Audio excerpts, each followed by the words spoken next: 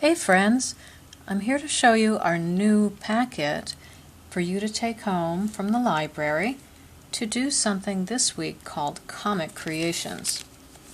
In here you're going to find some great stuff that's going to allow you to create your own comics. Got a special pen and a very cool Imagine Your Story pencil. And when you open your folder, or as we artists like to say, portfolio, inside you're going to find some great stuff. An Imagine Your Story bookmark, a note to your family to let you know what you're doing and how they can help. Here we've got a comic book that was created by some of our friends here, some of the other kids, last summer, and it's all of their stories in here. Now it's your turn to write your own. When you're thinking about what kind of story you're going to write, you're going to want to think it through first and go, what's my idea? What's the main thing I want to say in my story? How will it begin? Where will it happen? Who's going to be in my story? What's going to happen in the middle? What kind of action is going to go in? Is there going to be conflict? Is there going to be a problem to solve? A good story always has a problem to solve. And in the end, we want to know, is it going to completely wrap up, or are we going to leave people hanging so that they're waiting for us to write the next story? When we're doing our story, we're going to want to know who the main characters are.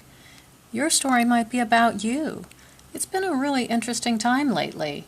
Everybody's been doing different things, and a lot of us don't get to see each other. So if you write a story about yourself, you can let people know what you've been up to. Here's a paper to help you flesh out who your characters are, what are they about, and a chance to sketch in what do they look like. They might look realistic, they might look cartoony. You can make them any way you want.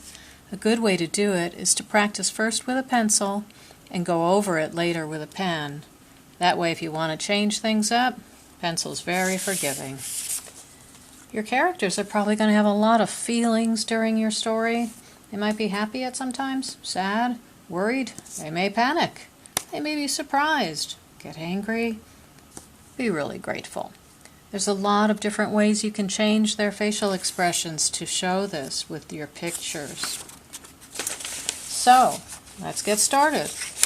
I'm going to make a real quick story. It's good to start on a piece of scratch paper, because that way if you blow it, no problem. You can throw away the scratch paper, start again. If you started on your finished book with a pen and it didn't come out the way you wanted, you couldn't really start it over. So I'm thinking of making a story about myself. You haven't seen me in a while, but this is pretty much what I look like. I'm going to make a story about myself and about what happened at the library when you were away.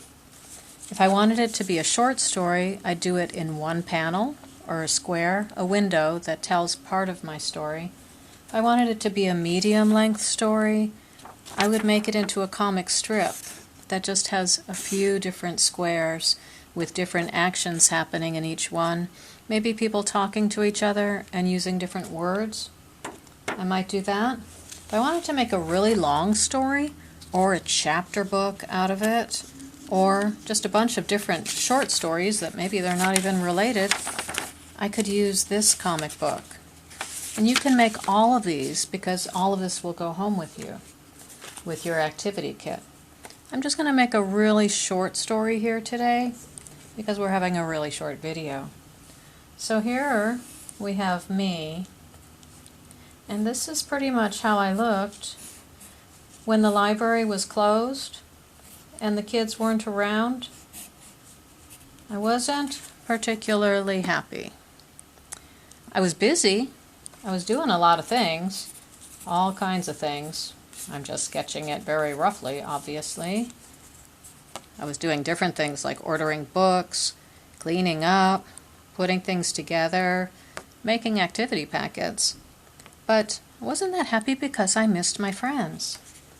Then one day, kids started coming in again. I was so excited to see them.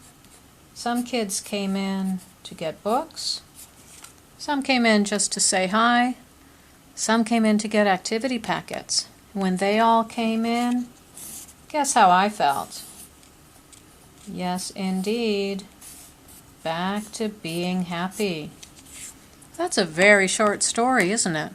But you can tell all kinds of stories with a comic using only pictures, or you can add words like, I can't wait to see you. How about that? I'll put it in a cartoon bubble so it's an official comic. All right, friends, I hope to see you next week Tuesday when you come in to pick up your Comic Creations activity packet at Port Orford Public Library. Have a great day.